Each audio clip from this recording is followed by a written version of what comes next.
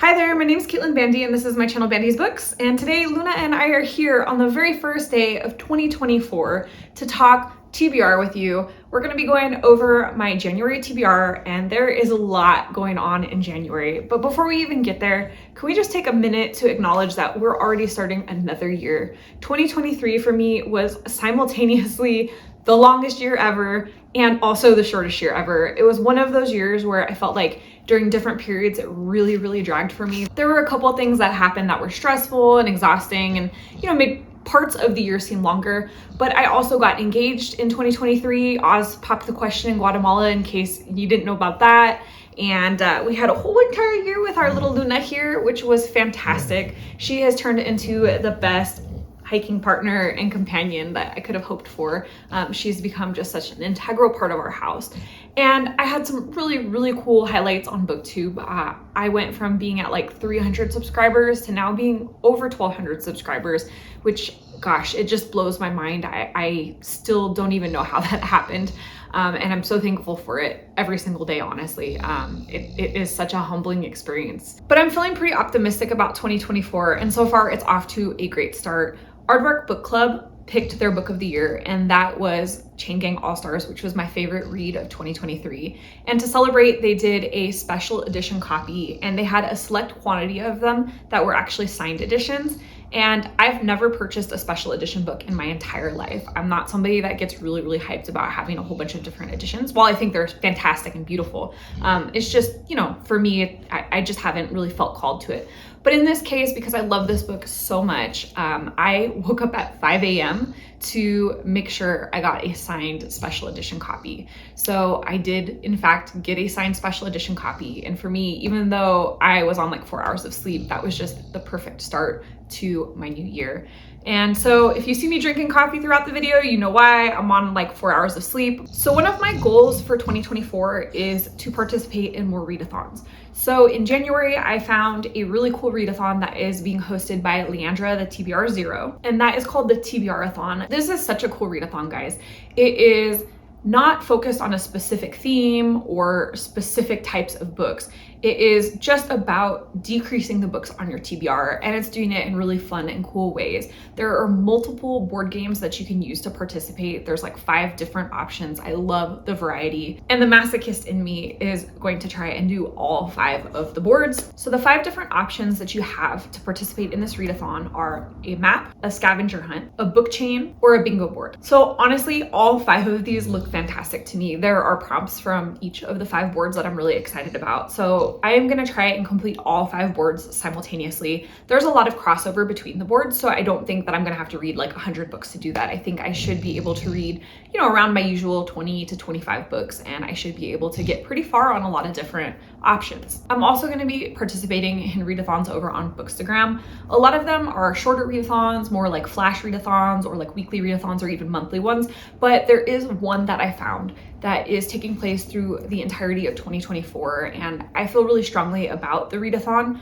It's something that kind of incorporates with my own reading style and my own goals on this channel, but I thought that it was really thoughtfully done, and so I really want to engage with it. And that's the 2024 Read Diversely Challenge. This is being hosted by All the Books, All the Ways, and Dealing with Books. I will be linking both of their Instagrams in the description, as well as Leandra's announcement about her readathon. So if you're interested in either of those 2 things, definitely check out the description. So the Read Diversely Challenge is a challenge focused on diversifying the books that you're reading, and it goes a little further than just read an author by a different background, read a queer author, read a trans author. It adds some stuff to the conversation that I think gets overlooked, like intersectionality, different faiths or spiritual beliefs, classics from a historically marginalized group, translated books, nonfiction about social justice, authors living with a disability. There's a lot of really great prompts on here. And so I already try to do all of these things in my normal reading. It's a big focus for my channel to try to read diversely. And so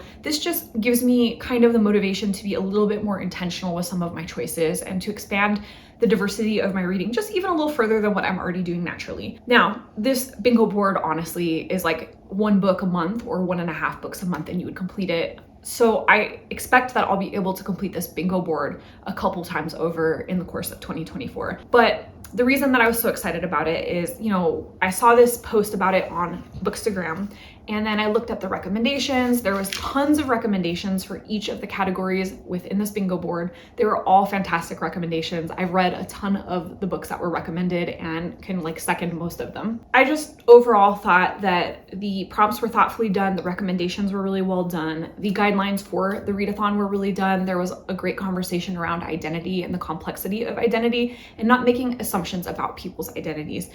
So again, if you're on Booksta and you want a really cool readathon to participate in and something that might motivate you to read a bit more diversely throughout the year, this is a great one to check out. So that being said, we've talked about 2024, 2023, and then the readathons that I am participating in January. So now let's get into the books and the specifics. What I'm doing this month is a little bit different than some of the previous months. I have a stack of books that I've picked out, both from my Netgalley shelf and from my actual physical bookshelves, that meet some of the prompts on the readathon boards. Because, you have to be a little bit strategic in some of this, especially in my case where I'm trying to do all the boards for TBRathon. So I have some books that are going to cover some of, those prompts. But I'm also going to give myself some room and some space to just pick up random books throughout the month that might fit a prompt or that I just feel like reading. So I have a little bit of mood reading ability. So first up, the ARCs that I have on my Netgalley shelf that I would like to read in January are as follows. Rabbit Hole by Kate Brody. Conspiracy theories from Reddit seduce a disaster-prone woman into an obsession with solving her older sister's cold case disappearance. So this book just released. Aardvark is featuring it this month. I've been hearing a lot of buzz about it. I have an ARC of the audiobook for it, and it is actually going to be publishing tomorrow. So this is a top priority to get through, and this actually fits a couple prompts on the TBRathon boards. This will fit the mystery prompt on the map board and the thriller prompt on the scavenger hunt board. Then I have a copy of Mercury by Amy Jo Burns. A roofing family's bonds of loyalty are tested when they uncover a long hidden secret at the heart of their blue-collar town. This is going to fit the hometown prompt on a scavenger hunt board. This is also releasing relatively soon, so this is one that I'm going to be prioritizing at the beginning of the month so I can get a review up while it is still fresh. Then I have What Mother Won't Tell Me by Ivar Leanne Menger. Juno and his family live in a cabin deep in the forests of Nordland on a small island. They live in constant fear of the strangers on the other side of the lake who want to come and take revenge. So this book fits the secluded cabin prompt on the map board, and this one sounds really interesting to me. I think it's a debut, and I'm not familiar with this author, but I love a really good creepy seclusion sort of a horror. Then we have Holiday Country by Inci Atrek. This is a debut novel following a young woman's dangerous summer romance during an idyllic vacation in her mother's hometown in Turkey. So I did notice that on the bingo board and the board game cards, there are prompts for romance, and I'm not a romance reader. I never have been, but I have actually been meaning to read this specific romance because I think it's not like your typical fuzzy soft romance. It's more of a dysfunctional kind of uncomfortable romance. So I think that counts for the prompts. It does have romance as a theme, but I think maybe not the traditional type of romance. I'm looking forward to reading this one as well. Both of the last two books are publishing around mid-January. Then I have One in a Millennial by Kate Kennedy. Pop culture podcaster Kate Kennedy celebrates millennial zeitgeist and millennial nostalgia. This sounds like such a fun book to me. It covers a lot of things that are representative of my childhood. I am obviously a millennial, and I'm kind of square in that millennial zone. I'm not on the end on either side of it. I am solidly a millennial, so I feel like I'm gonna relate to a lot of this book. I'm gonna be using this for the nonfiction prompt on the scavenger hunt board. Then I have The Longest Autumn by Amy Avery. This is a debut fantasy about a woman who gets trapped with the god of autumn, who brings with him life-threatening danger and a forbidden romance. So I'm gonna be using this for the magical realism and fantasy prompt on the map board. Those last two books are going to be publishing towards the last third of January. So while they are a priority this month, I definitely don't have to rush to get to them right away. So those are the books specifically from my Netgalley shelf that I'm gonna try to get through this month. So now to get into the books from my physical TBR, I have a decent stack of them. The first is gonna be M by Thuy. This is a short book. You can see it's novella length here, and it says that this is about two women born in the havoc of the Vietnam War. They're orphaned, saved, and cared for by adults coping with the chaos of Saigon in freefall, and they become children of the Vietnamese diaspora. This book is set in several different countries and it spans a long time period. Like I said, this is a really short book, but I think it's going to be really good. I have never read this author before, but I know quite a few booktubers who have read her previous book, Rue, and said amazing things about it. So I am amped for this book.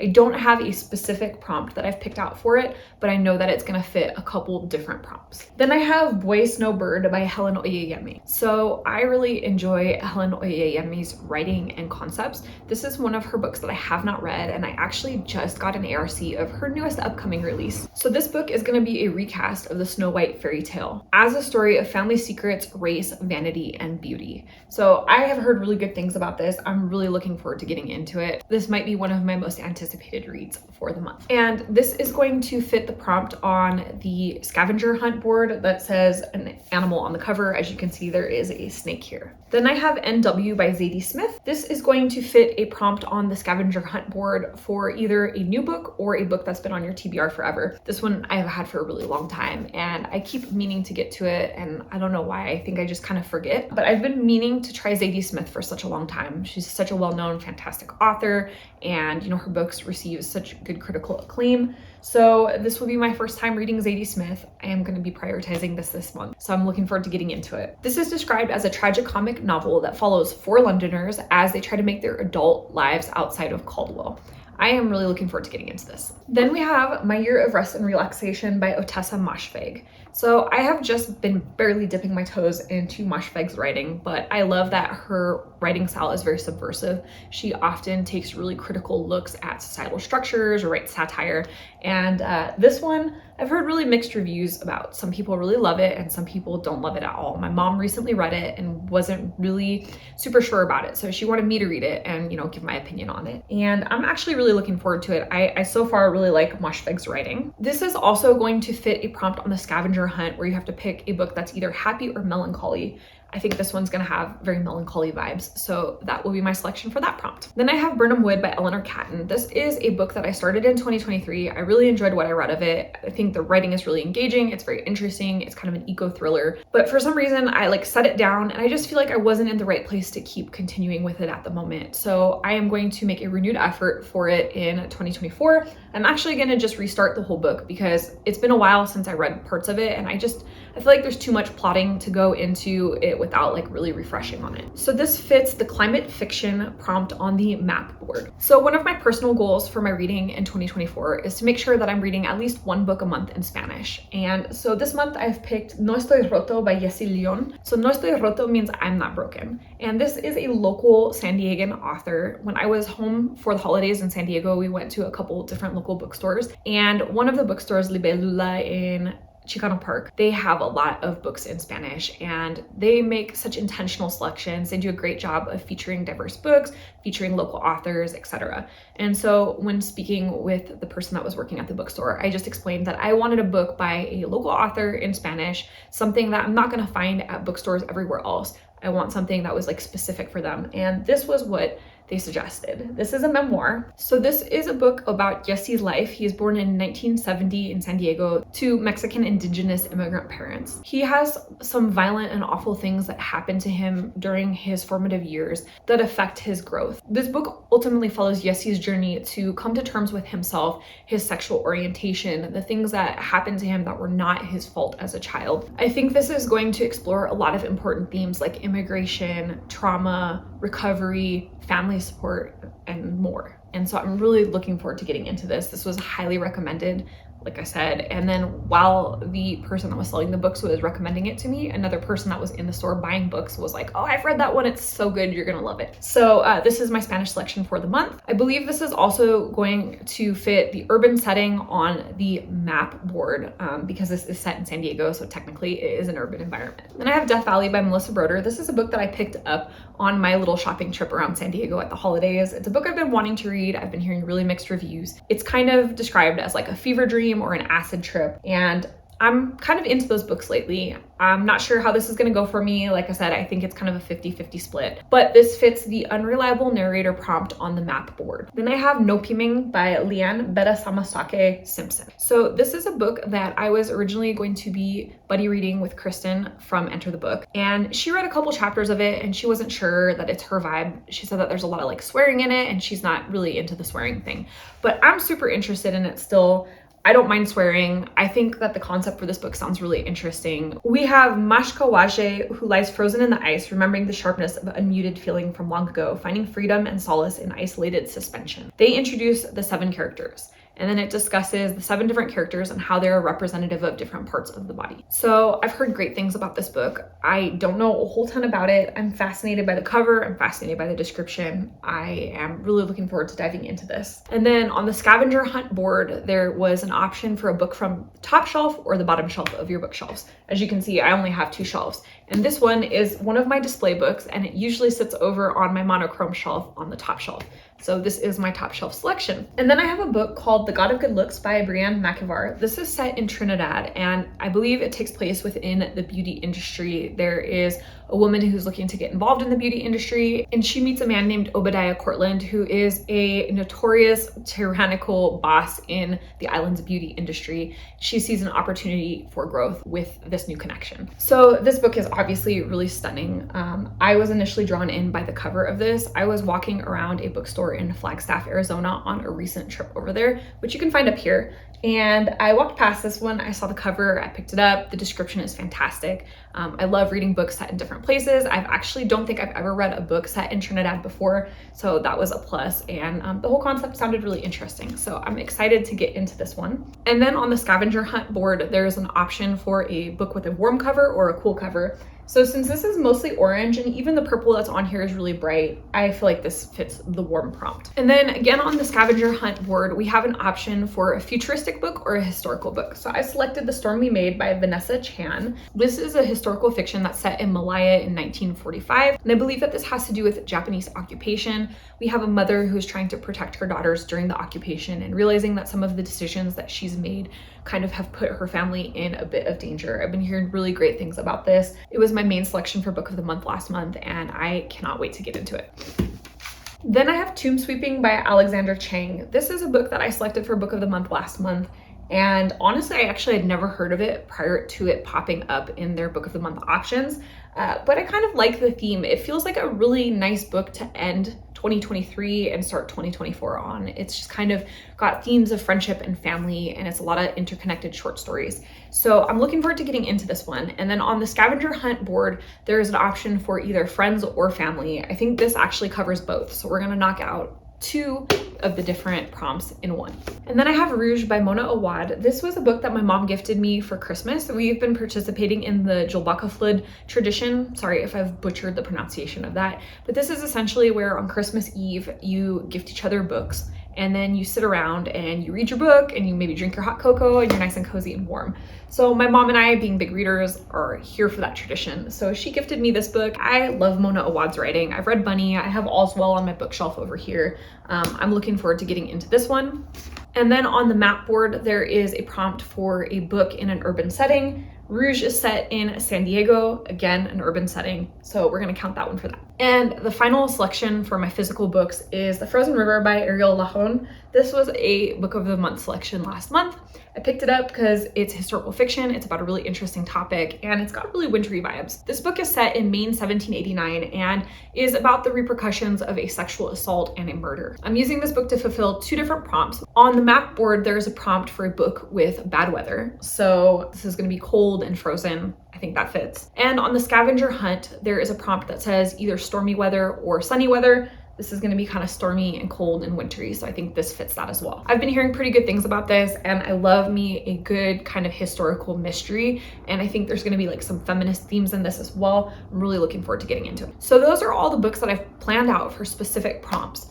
But I wanted to leave myself just a tiny bit of room for some mood reading as well. So what I'm gonna be doing this month is I'm gonna give myself room to pick up to 5 books as I feel like I wanna read them. But there's one trick. I'm gonna have to prioritize books on my paperback cart. I mentioned this in my December TBR, which you can find up here. I have a gigantic cart full of just paperback books. It's books that I've been given, books that I've received as an ARC, books that I've occasionally found in little free libraries and taken home thinking like, oh, I'm gonna read this. And then it goes on my book cart and I forget about it. Now I have a rule in my house that I don't keep paperback books. If I want a book to stay permanently on my shelf, I have to get myself a nice hardcover and it has to be rated at least 4 stars for me. So this paperback cart started as just like, here's some things that I can read and I can sort them out so they're not on my shelf and I don't have to completely reorganize everything. But what it's ended up being is a massive pile of books that I, for some reason, am struggling to prioritize. So if I decide that I want to mood read anything this month, it has to be from the paperback cart. There's no pulling any of these books I have plans for. So I want to prioritize getting through some of those. So the reason that I'm doing it this way is because I think that this is going to work particularly well for the different readathons that I'm participating in right now. So as I go through the 5 boards for the TBRathon and I go through the board for the Read Diversely challenge, I'll have the ability to go look at that cart and find something that fits those prompts if none of the books that I've already picked out fit that. And I'm hoping that will continue to encourage me to prioritize some of those paperbacks and kind of start moving them off of my cart a little bit more quickly. Editing Caitlin here. I forgot to mention that I am doing a book club read this month. My friend Allie Loves to Read over on Instagram hosts a queer book club on Instagram. And I have been hit and miss with participating, mostly because the book club features predominantly romance reads, and I'm not a big romance reader, so I haven't really jumped in. But this month they are featuring a book that I am particularly interested in, and it's called You Exist Too Much. It's by Zaina Arafat, and this is about a young girl growing up in Bethlehem. She's Palestinian and she is struggling with her sexual identity, and the story follows her from like childhood all the way into being an adult and her coming to terms with her sexuality and her identity. This sounds like a really interesting read, and so I decided that I was going to join in on the discussion for it this month. I believe the discussion happens like on the 27th of January, which is a Saturday, so I'll be having that discussion from work. If you're interested in ever checking out the Queer Book Club, especially if you like queer romances, definitely head over to Instagram. I will also have the information for both Allie Loves to Read and her queer book club linked in the description. So that's the end of my January 2024. Again, if you're looking for a readathon to participate in, if it's on YouTube, go check out Leandra the TBR 0. And if you're looking for something over on Bookstagram, check out the 2 people that I have linked below. So that is the end of my January 2024 TBR. I hope that you have found this interesting. I hope that you have some great reading plans, and I would love to hear about them in the comment section below. Let me know what you're reading for January, what you have on your plans for 2024. Are you doing a no buy for a period of time? Are you looking forward to new releases? Do you have any specific types of books that you're trying to move through? Tell me all about it. Also, make sure you hit that like button if you enjoyed this video. And if you're not already subscribed to my channel, you know what to do. Hit the subscribe button down below, as well as the notification bell so that you never miss a video. And that way we can see each other again soon. Thanks so much for joining. Bye.